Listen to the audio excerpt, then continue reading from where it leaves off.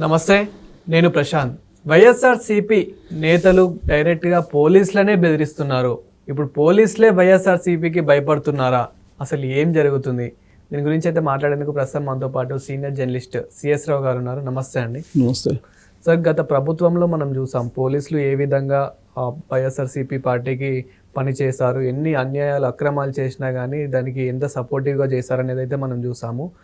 ఇప్పటికీ జగన్ గారు మిమ్మల్ని బట్టలు ఉడదీసి కొడతాం అన్నప్పటికీ కూడా ఇంకా పనిచేసే వాళ్ళు ఉన్నారా? అదేవిధంగా పోలీసులు కూడా ఇంకా భయపడుతూ ఉన్నారా? వీళ్ళు అధికారంలో లేకపోయినా కానీ ఇంత ధైర్యం ఎక్కడి నుండి వచ్చింది? ఎందుకని పోలీసుల మీదనే ఎక్కువ టార్గెట్ చేస్తున్నారు? ఎందుకని పోలీసులనే ఎక్కువ అంటూ ఉన్నారు? ఇప్పుడు ఆంధ్రప్రదేశ్లో విచిత్రమైనటువంటి పరిణామం నెలకొంది. జనరల్గా ప్రజలకు రక్షణ కల్పించడానికి పోలీసులు ఉంటారు. ఎక్కడైనా అసాంఘిక కార్యక్రమాలు కానీ లేదంటే దాడులు కానీ లేదంటే చట్టవిరుద్ధ కార్యక్రమాలు కానీ జరిగినప్పుడు పోలీసులు వెళ్ళి సమాజాన్ని రక్షిస్తారు. రక్షక భటులు అంటారు వాళ్ళని. అందుకే కానీ వాళ్ళ మీదనే అటాక్ చేస్తున్నటువంటి పార్టీ ఏదన్నా ఉందంటే వైఎస్ఆర్ కాంగ్రెస్ పార్టీ. ఇప్పుడు పోలీసుల మీదనే డైరెక్ట్ అటాక్ చేస్తున్నారు. ఇప్పుడు సైబర్ నేరాలకి పాల్పడుతున్నారు. డైరెక్ట్గా పోయి భౌతికంగా దాడులు చేయకపోయినప్పటికీ కూడా సైబర్ అటాక్స్ పాల్పడుతున్నారు. ఇప్పుడు ఎక్కడ సైబర్ దాడులు చేశారు అని అంటే సుధాకర్ యాదవ్ అనేటువంటి ఎస్ఐ ఉన్నాడు. ఎక్కడ రాప్తాడు నియోజకవర్గంలో ఈ మధ్యకాలంలో పోతిరెడ్డిపల్లె జగన్మోహన్ రెడ్డి గారు వెళ్ళారు. వెళ్ళి ఆయన ఏమన్నారు, బట్టలు ఓడదీసి కొడతామని అన్నారు. బట్టలు తీసి కొట్టడానికి ఇవేమైనా ఓడదీయటానికి ఏదన్నా అరటి తొక్క ఓడదీయటానికి అని చెప్పి సుధాకర్ యాదవ్ కామెంట్ చేశారు. ఎస్ఐ హోదాలో పోలీసు యూనిఫామ్ అంటే ఏమనుకుంటున్నారు మీరు? అదేమన్నా అరటి తొక్క అనుకుంటున్నారా ఈజీగా ఒలవడానికి తీసేయటానికి అని చెప్పి ఆయన కామెంట్ చేశారు. అలాగే పోలీస్ సంఘాలు కూడా జగన్మోహన్ రెడ్డి గారు చేసినటువంటి కామెంట్స్ని ఖండించారు. అంతటితో ఆ ఇష్యూ అయిపోయింది. పోలీస్ సంఘాలు ఖండించింది.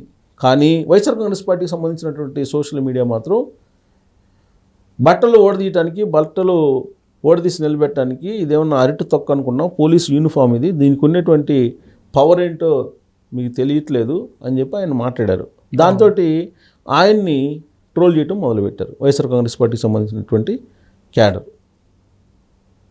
చేసి లాస్ట్కి వాళ్ళ ఇంట్లో ఉండేటువంటి మహిళలు లేదంటే ఈయన రాకపోకలు, ఈయనకు సంబంధించినటువంటి బ్యాక్గ్రౌండు వీటన్నిటిని బయటికి తీసేసి సుధాకర్ యాదవ్ ఎస్ఐ మొత్తం ఆయన వ్యవహారాలన్నింటినీ రకరకాల కోణాల నుంచి రకరకాలుగా ట్రోల్స్ చేయటం మొదలుపెట్టారు, పోస్టులు చేయటం మొదలుపెట్టారు.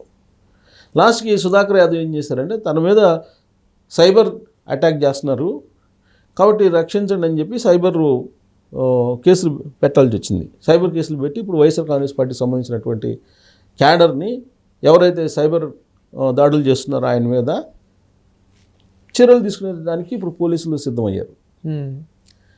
యాక్చువల్గా మన కిరణ్ అనే అతన్ని అరెస్ట్ చేశారు. ఎందుకు అరెస్ట్ చేశారు? జగన్మోహన్ రెడ్డి గారి సతీమణి భారతిరెడ్డి గారికి సంబంధించినటువంటి వ్యవహారాన్ని ఏదో అతను కామెంట్ చేశాడు. కామెంట్ చేస్తే ఇమీడియట్గా అతన్ని అరెస్ట్ చేసి పోలీసులు జైల్లో పెట్టారు అతన్ని. మరి ఇప్పుడు సుధాకర్ యాదవ్ గారి కుటుంబ సభ్యుల్ని అతన్ని అటాక్ చేస్తున్నారు కదా.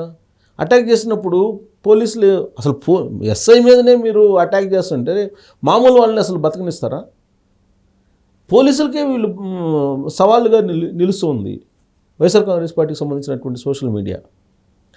ఇప్పుడు జగన్మోహన్ రెడ్డి గారు కూడా ఆ మధ్య పులివెందులు వెళ్ళి పులివెందుల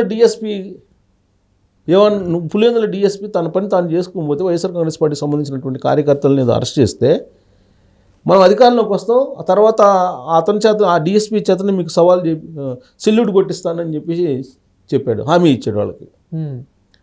అంటే పోలీసుల మీదనే వీళ్ళు రివర్స్ అవుతున్నారు, పోలీసుల మీదనే అటాక్ చేయడానికి రెడీ అవుతున్నారు.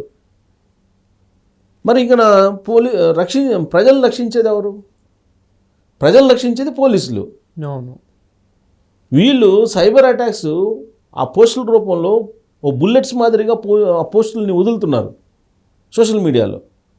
అది సుధాకర్ యాదవ్ గారు ఎస్ఐగా ఉన్నారు. ఆయన ఏదో జనరల్గా యూనిఫామ్ గురించి కదా అంది జగన్మోహన్ రెడ్డి గారు, బట్టలు ఓడదీసి నిలబెడతామని అంటే వాళ్ళు యూనిఫామ్ ఓడదీసి నిలబెడతామనే కదా.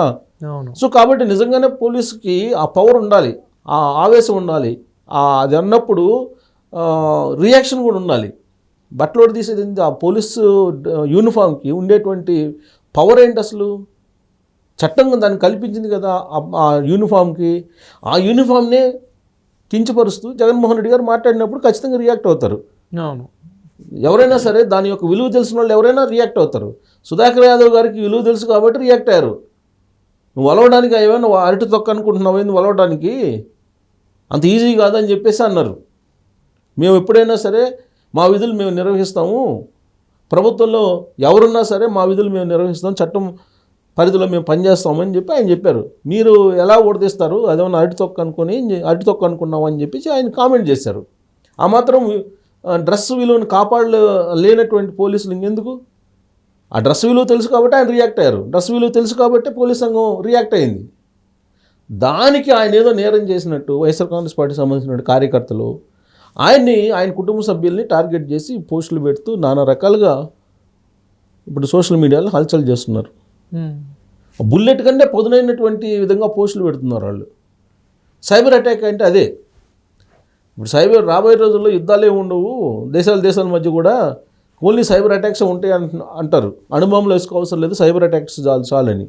అలాగే ఇప్పుడు వైఎస్ఆర్ కాంగ్రెస్ పార్టీకి సంబంధించిన సోషల్ మీడియా ఎవరైతే విమర్శిస్తారో వాళ్ళ మీద ఇలాంటి అటాక్స్ చేస్తూ ఉన్నారు. సరే, సుధాకర్ యాదవ్ గారు అన్నారు కాబట్టి ఆయన వరకు మీరు విధుల్లో ఏమైనా లోపాలు ఉంటే మీరు ఎత్తి చూపచ్చు. ఆయన చేస్తున్నటువంటి విధుల్లో లోపాలు ఉన్నా లేదా ఆయన కెరీర్లో ఏదన్నా డ్రాబ్యాక్స్ ఉన్నా మీరు ఎత్తి చూపినా అర్థం ఉంది. వాళ్ళ కుటుంబ సభ్యులు ఏం చేశారు? కుటుంబ సభ్యులను టార్గెట్ చేస్తూ పోస్టులు పెడుతూ ఉన్నారు. దీని అందరికి కారణం ఏంటి? తోపుదుర్తి ప్రకాష్ రెడ్డి గారు, తోపుదుర్తి చంద్రశేఖర్ రెడ్డి గారు ఆయన బ్రదరు, వీళ్ళిద్దరూ కారణం. తోపుదుర్తి చంద్రశేఖర్ రెడ్డి గారు ఏమన్నారు కొన సమయంలో, మేము ఫ్యాక్షన్ చేయటం మొదలు పెడితే లోకేష్ గారి దగ్గర నుంచి మొదలు పెడతాం, లోకేష్ని లేపేస్తాం అని చెప్పి అన్నాడు వారం క్రితం. ఎప్పుడో చంద్రబాబు నాయుడిని చంపేసి ఉండేవాళ్ళమే, రాజశేఖర రెడ్డి గారు రెడీ అన్నట్టయితే మేము ఎప్పుడో చంపేసి ఉండేవాళ్ళు, ఇన్ని రోజులు ఎందుకుంటాడు అని చెప్పి బహిరంగంగా బాహాటంగా అని అన్నాడు ఆయన. అంటే ఇదంతా ఎవరిని చూసుకొని ఇంత ధైర్యం, ఎందుకని ఇలాంటి మాటలు మాట్లాడాల్సి వస్తుంది?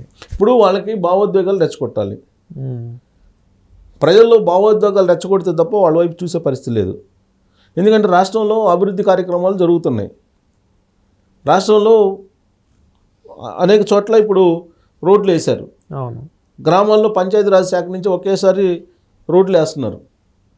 అమరావతి నిర్మాణం జరుగుతుంది, కేంద్రం సహకరిస్తుంది, ఫండ్స్ తీసుకొస్తున్నారు. ఇవన్నీ జరుగుతున్నప్పుడు పబ్లిక్ అటువైపు చూస్తారేమో, అటువైపు చూసి ఈ అభివృద్ధిని చూసి అట్రాక్ట్ అయిపోయి మళ్ళా 2029లో కూడా ఇంటి దగ్గర మనకి 11 స్థానాలు వచ్చినాయి, ఈ 11 కాస్త ఇంకా తగ్గుతాయి అనేటువంటి ఆందోళన వాళ్ళకు ఉండొచ్చు. లేదంటే భావోద్వేగాలు రెచ్చగొట్టేటువంటి అవసరం ఏమొచ్చింది? లేదు కదా. లింగమయ్య అనేటువంటి ఒక కార్యకర్తని చంపేశారు, ఓకే, అది పొలిటికల్ మ్యాటర్ అని వాళ్ళు చెప్తున్నారు. కాదని చెప్పి తెలుగుదేశం పార్టీ చెప్తుంది. అది వ్యక్తిగతమైనటువంటి కక్షలతోటి చంపుకున్నది, ఫ్యాక్షన్ మ్యాటర్ కాదని చెప్తున్నారు. అది ఫ్యాక్షన్ మ్యాటరే అని చెప్పి చెప్పడానికి జగన్మోహన్ రెడ్డి గారు అక్కడికి వెళ్ళారు. అక్కడ ఏం జరిగింది? హెలికాప్టర్ వచ్చింది, హెలికాప్టర్ మీద వీళ్ళందరూ పడ్డారు. తోపుదుర్తి చంద్రశేఖర్ రెడ్డి అనుచరులు, అలాగే ప్రకాష్ రెడ్డి అనుచరులు, వీళ్ళందరూ. దాని మీద ఎంక్వైరీ నడుస్తుంది కదా. మరి ఇలాంటి సమయంలో సుధాకర్ రెడ్డి గారిని టార్గెట్ చేశారు వాళ్ళు. ఇప్పుడు చేసిందంతా వాళ్ళు చేసి ఎవరు టార్గెట్ చేశారంటే తోపుదుర్తి ప్రకాష్ రెడ్డి, చంద్రశేఖర్ రెడ్డి అనుచరులు సోషల్ మీడియా వేదికగా చేసుకుని అతన్ని టార్గెట్ చేశారని చెప్పి తెలుస్తుంది. మరి వాళ్ళ మీద ఇప్పుడు సైబర్ కేసులు పెట్టి అరెస్ట్ చేయాల్సిన బాధ్యత పోలీసుల మీద ఉంది కదా. ఒకవేళ చేయకపోతే కనుక ఇలానే వాళ్ళు అటాక్స్ చేస్తారు, అందరి మీద చేస్తారు. ఇవాళ సుధాకర్ యాదవ్ మీద చేస్తారు, రేపు ఇంకొకరి మీద చేస్తారు, డిఎస్పీ మీద చేస్తారు, ఆ తర్వాత ఎస్పీ మీద చేస్తారు, ఆ తర్వాత డిఐజీ మీద చేస్తారు, ఆ తర్వాత డీజీపీ మీద చేస్తారు. సో కాబట్టి వాళ్ళు కనుక అడ్డుకోకపోతే ఇప్పుడు అసలు థ్రెటనింగ్ కాల్స్ వస్తున్నాయంట సుధాకర్ యాదవ్. థ్రెటనింగ్ కాల్స్ వస్తున్నాయి, ఆయన ఆందోళన చెందుతున్నటువంటి పరిస్థితి. ఇప్పుడు ఎక్కడెక్కడి నుంచో థ్రెటనింగ్ కాల్స్ వస్తుంది, మేము లేపేస్తామని చెప్పి, మీ కుటుంబ సభ్యులు లేపేస్తామని, మీ పిల్లల్ని లేపేస్తామని చెప్పి, ఇలా రకరకాల కాల్స్ వస్తున్నాయని చెప్పి ఆయన ఇప్పుడు హడలిపోతున్నాడు. అంటే ఆయన విధులను ఆయన చేసుకునివ్వట్లేదు. ఆయన విధులను ఆయన చేసుకునివ్వకుండా ఈ విధంగా బెదిరింపు కాల్స్ తోటి, సైబర్ అటాక్స్ తోటి భయపెడుతుంటే ఆంధ్రప్రదేశ్లో లా అండ్ ఆర్డర్ని కాపాడేది ఎవరు? మరి ఇప్పుడు దీనికి సమాధానం ఎవరు చెప్పాలంటే అక్కడ ఉన్నటువంటి ఎమ్మెల్యేలు, మాజీ ఎమ్మెల్యే, ఆయన అనుచరులు వాళ్ళు చెప్పాలి. అవును. లేదంటే పోలీసు వ్యవస్థ నిర్వీర్యం అయిపోయేటువంటి పరిస్థితి ఉంది. అదే జరిగితే కనుక ఆంధ్రప్రదేశ్లో లా అండ్ ఆర్డర్ ఉండదు. వైఎస్ఆర్ కాంగ్రెస్ పార్టీకి కావాల్సింది కూడా అదే. ఎందుకంటే లా అండ్ ఆర్డర్ లేదని చెప్పి మొదటి నుంచి చెప్తున్నారు కదా జగన్మోహన్ రెడ్డి గారు. కాబట్టి ఆ పరిస్థితికి పోలీసు వ్యవస్థ వెళ్ళదు కూడా, తిరగబడుతుంది. పోలీసు వ్యవస్థ తిరగబడుతుంది త్వరలోనే. ఖచ్చితంగా వైఎస్ఆర్ కాంగ్రెస్ పార్టీ ఎవరైతే సైబర్ సైకోలు లేదంటే సైబర్ పోస్టులు పెడుతూ టార్గెట్లు చేస్తున్నారో వాళ్ళని వదిలేటువంటి ప్రసక్తే ఉండకపోవచ్చు పోలీసులు. ఎందుకంటే వాళ్ళు పోలీసులు తలుచుకుంటే ఏదైనా చేయగలరు. వాళ్ళు యూనిఫామ్కి ఉన్నటువంటి పవర్ అది. అసలు వాళ్ళనే అటాక్ చేస్తే వాళ్ళు ఎందుకు ఒప్పుకుంటారు? రక్షణ రేపు వైఎస్ఆర్ కాంగ్రెస్ పార్టీ వాళ్ళకి రక్షణ కల్పించాల్సింది కూడా వాళ్ళే కదా. జగన్మోహన్ రెడ్డి గారు మొన్న వెళ్ళారు పోతిరెడ్డిపల్లె. వెళ్ళినప్పుడు రక్షణ ఎవరు కల్పించారు? పోలీసులే కదా. 1500 మంది పోలీసులు రక్షణ కల్పించారు. రక్షణ కల్పించకపోతే ఆయన వెళ్తారా? వెళ్ళగలరా అసలు? ఆడ ఆల్రెడీ ఎమ్మెల్యే చెప్పారు కదా పరిటాల సునీత గారు, పైనుంచి పైన వెళ్ళిపోతామని. అలాంటి సిచ్యువేషన్లో మీరు అక్కడికి వెళ్ళి మీటింగ్ పెట్టుకొని అక్కడ ఓదార్చి లింగమయ్య కుటుంబ సభ్యులు వచ్చారు కదా, దానికి కారణం పోలీసులే కదా. దానికి థ్యాంక్స్ చెప్పకుండా పోలీసులకి అక్కడ ఉన్నటువంటి ఎస్ఐని టార్గెట్ చేయటం అనేది ఇది నెగిటివ్ సంకేతం వెళ్తుంది. వైఎస్ఆర్ కాంగ్రెస్ పార్టీకి కూడా అది మంచిది కాదు. Thank you sir.